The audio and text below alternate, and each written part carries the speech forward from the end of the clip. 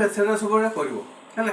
ମୁଁ ତୁମକୁ ତ ଆଗରୁ କହିଛି ଯେଉଁ ସବୁବେଳେ ଏଇଟା ମନେ ଟ୍ରେଜେରୀ ରଖିଥା, ଯେଉଁ auxiliary verb is are was were have has had shall should can could may might will would ପ୍ରତିଦିନ 10ଟା ବାକ୍ୟ କରିବ ହେଲା। ବର୍ତ୍ତମାନ ପ୍ରେଜେଣ୍ଟରେ ଆମେ କ'ଣ କରୁଛୁ ସେଟା ହେଲା।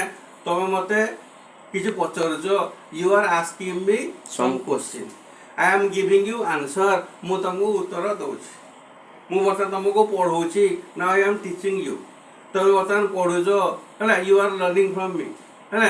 ଯେତେବେଳେ ବୁକ୍ଟା ରିଡ଼ିଂ କରିବ ସେତେ କହିବ I am reading a book. Okay. ବର୍ତ୍ତମାନ ବାହାରେ କୁକୁର ବୁଲୁଛି, ଦେଖ ବାହାରେ କୁକୁର ବୁଲୁଛି, the dog is walking outside. ଜଣେ ଭିକାରୀ ମୋ ଘର ଆଗରେ ଛିଡ଼ା ହେଇଛି, a beggar is standing at the gate of my house. ସେ ମାଗୁଛି, he is begging, he is begging. Okay, he is begging. ଜଣେ ହକର ସେ ବାହାରେ ପାଟିକି ଡାକୁଛି ହେଲା, ପରିବା ଡାକୁଛି, ପରିବା ନିଅ, ପରିବା ନିଅ।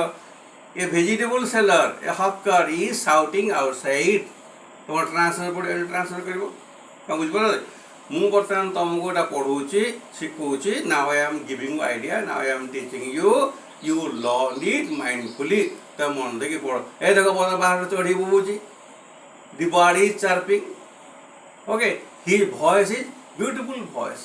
ଓକେ, ଇଫ୍ ୱି ଅବଜର୍ଭ, ଆମେ ଯଦି ଅବଜର୍ଭ କରିବା, the voice of the chirping bird will enjoy, ଆମେ ଏନ୍ଜୟ କରିବା।